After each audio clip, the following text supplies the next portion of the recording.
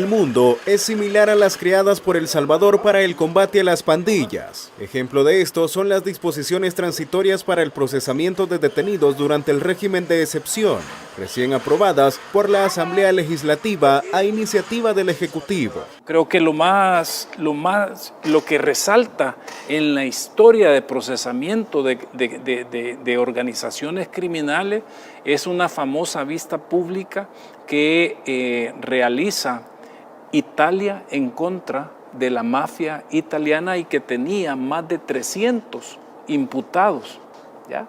Imagínate, nosotros tenemos más de 71,000. Y todos serán procesados de acuerdo a la clica a la que pertenecen, lo que lleva al país a un proceso de transición, dejando atrás el estado de calamidad provocado por las pandillas y los gobiernos que las gestaron. Ese tipo de decretos son los que el día de mañana le van a servir a otros países cuando decidan enfrentar al principal enemigo de la sociedad. También incrementar a 60 años las penas de cárcel impacta de forma directa a los jefes nacionales de las pandillas, corredores de programa, corredores de clica y palabreros. Ya tenemos un poco más de 1,100 cabecillas solo dentro de este esfuerzo, Armando.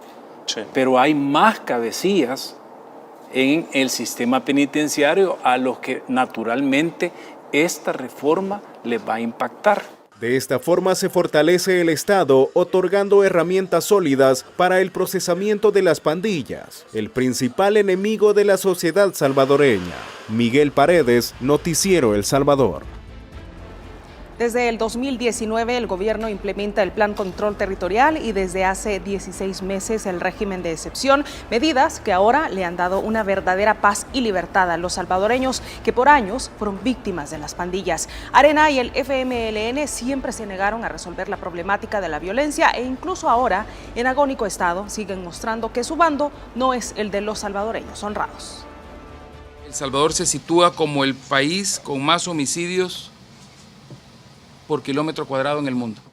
Esa fue la herencia que condenó a la sociedad salvadoreña por varios años. Un buen número de familias vieron morir a sus padres, hijos, nietos, hermanos y amigos a manos de las pandillas. La historia dio un giro total con el inicio del gobierno del presidente Nayib Bukele. Sin embargo, la anterior Asamblea Legislativa bloqueó el financiamiento para el Plan Control Territorial. En lo personal, prestar más dinero para cualquier causa, de mi parte, no. Y eso mientras a diario eran masacrados los salvadoreños. Pero el combate efectivo de la delincuencia dio inicio, y eso bastó para ratificar que el bando que tomó la oposición no fue el de la gente honrada. Ante los buenos resultados de la policía y el ejército, los exdiputados hasta abrieron un antejuicio contra el ministro de la Defensa, René Francis Merino Monroy, y acusaron de incumplimiento de deberes al director de la PNC, Mauricio Arriaza Chicas. Pero los salvadoreños en el 2021 eliminaron a esa vieja clase política, aunque su remanente en la Asamblea Legislativa se ha seguido oponiendo a todas las medidas de seguridad del gobierno, aunque ellos mismos reconocen que han sido efectivas. Como grupo parlamentario nos oponemos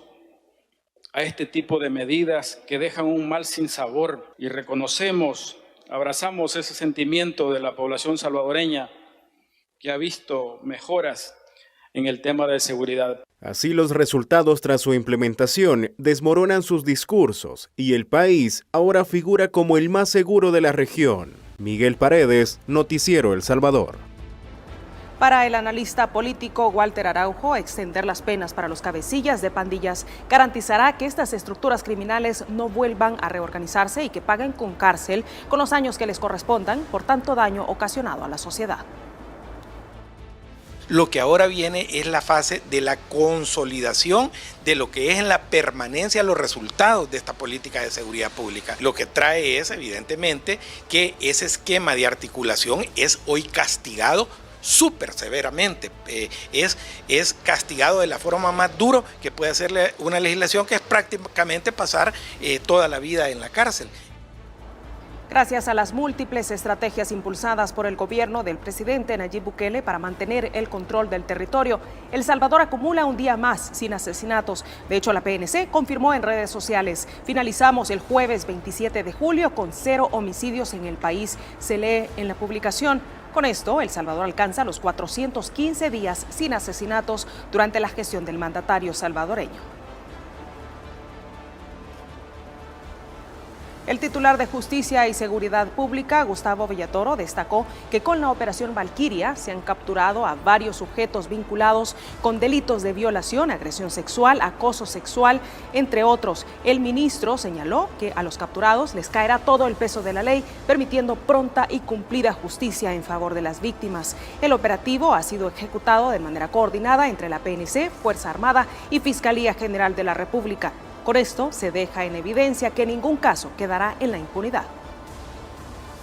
Este Estado, este gobierno del presidente Nayib Bukele y este gabinete de seguridad no va a tolerar, ¿ya? Son todos aquellos relacionados que atentan contra la vida, contra la integridad física, contra los grupos vulnerables, tercera edad, niñas, niños, mujeres y libertad sexual.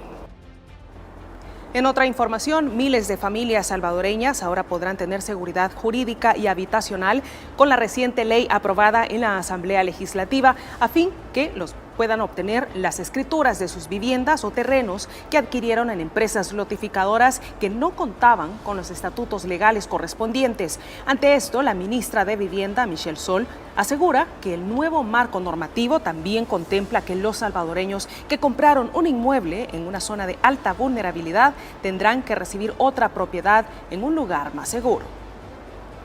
Esta nueva ley obliga de que si una casa, si un terreno está a la orilla del barranco, en zona de alto riesgo, obliga que no solo se le dé otro terreno en otra zona segura, sino que también, si tienen una construcción, les tienen que pagar lo que han hecho de la construcción.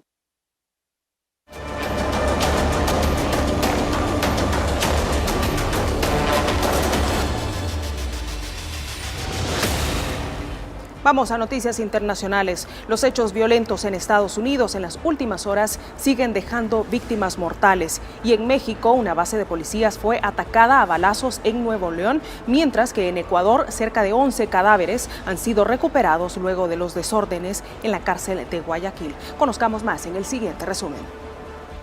Una persona murió después de un tiroteo ocurrido afuera de un bar en el norte de Columbus, en Ohio, la madrugada de ese viernes. Según información, los oficiales llegaron a un club donde un hombre se encontraba herido, pero luego falleció. El cuerpo fue encontrado, según testigos, afuera del bar. El hecho se encuentra en investigación, pues todavía no está claro si el disparo que recibió sucedió adentro o afuera del establecimiento. Las autoridades manifestaron que el club ha tenido un historial de problemas delictivos, en medio de solicitudes por parte de los residentes para el cierre permanente del bar. Y en Maryland, una mujer fue baleada dentro de un automóvil en el condado de Prince George. Según fuentes policiales, el tiroteo ocurrió cerca de la avenida Baltimore. Servicios de emergencia llevaron a la mujer a un centro asistencial en condición crítica. En el hecho, otro automóvil estacionado también fue alcanzado por las balas. No se reportan capturas. En Maryland, en los últimos 2 meses se han incrementado los hechos violentos en el que tiroteos masivos ocurren 1 o 2 veces por semana, según el Archivo de Violencia de Estados Unidos.